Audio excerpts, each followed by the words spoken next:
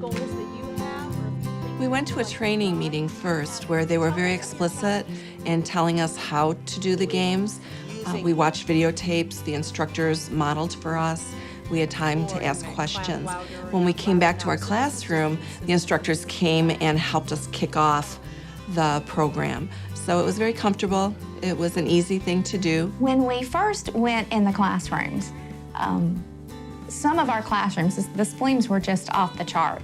I think one class even had about 500 spleens in the 15-minute time frame that we were counting, which was quite a lot. In one particular class, I think I counted maybe 800 spleens in that 15-minute process. And the teacher, I noticed that her enthusiasm about teaching was her motivation for teaching was low. Yes, when Rachel Long, my coach, came to me, she did a data collection, a baseline, and she showed me how many spleens I had. It was like 300 and something spleens. And I was like, yeah, that's about right. And just the first week that we implemented the kernels, we saw the spleens go, from 500 to 250.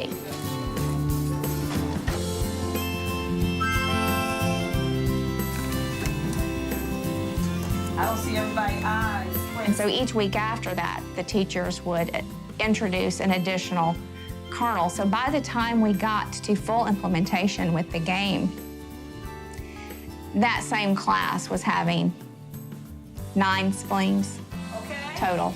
All right, so give yourselves a pat on the back. Show each other some love. Okay. Once we introduced the cues and kernels to our first class, it was very evident that we saw a difference. We've been collecting data once a week since we started the project. Within 4 weeks, we saw that number drop to maybe a third. We are down below double digits now in all the classrooms. I think when you see it that way, when you see a real live experience of a teacher who was pulling her hair and looking like she just waiting for 2 o'clock to hit the bar to enjoying her role, I thought that was big. It started out as a pilot with just 6 schools.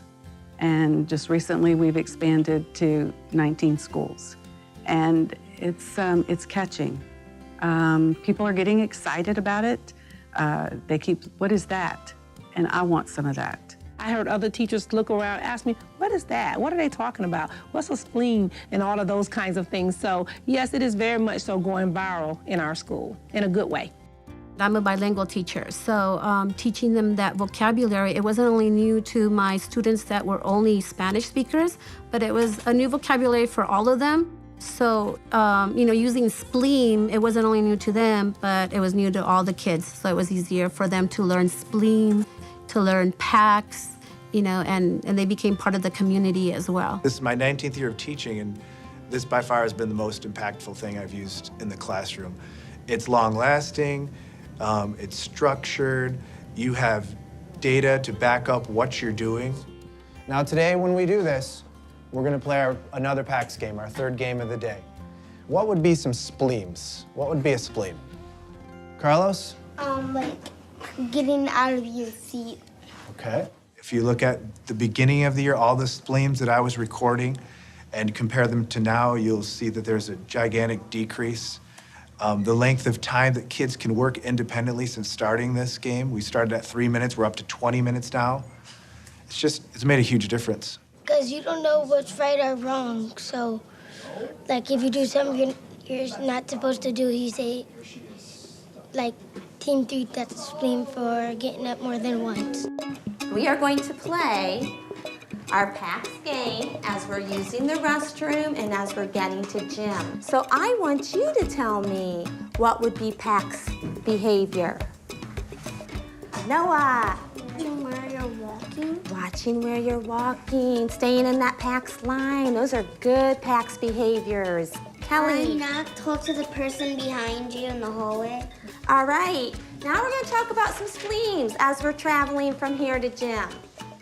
Zane. Running in the hall. Please, no, running in the hall would definitely be a spleen. Caden. Don't jump up and hit the ball. Do not jump up and hit the wall. That would be a spleen.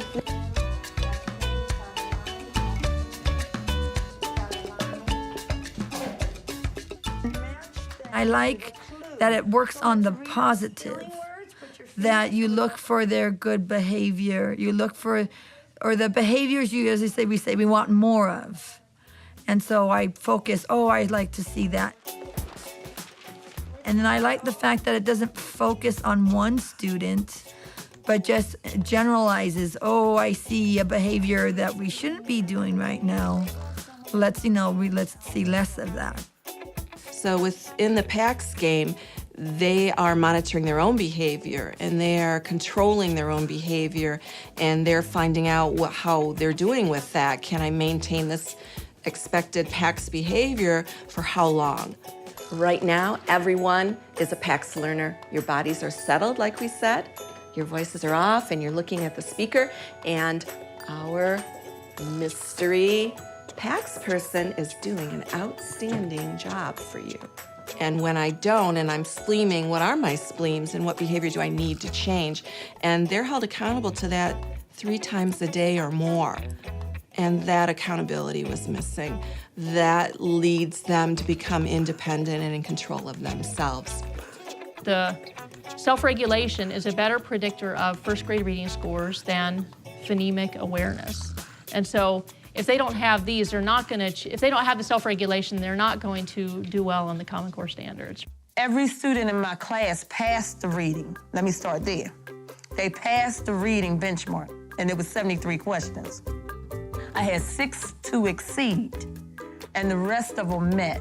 I have 20 kids in my classroom. That's ADHD, that I said before, 504s, RTIs,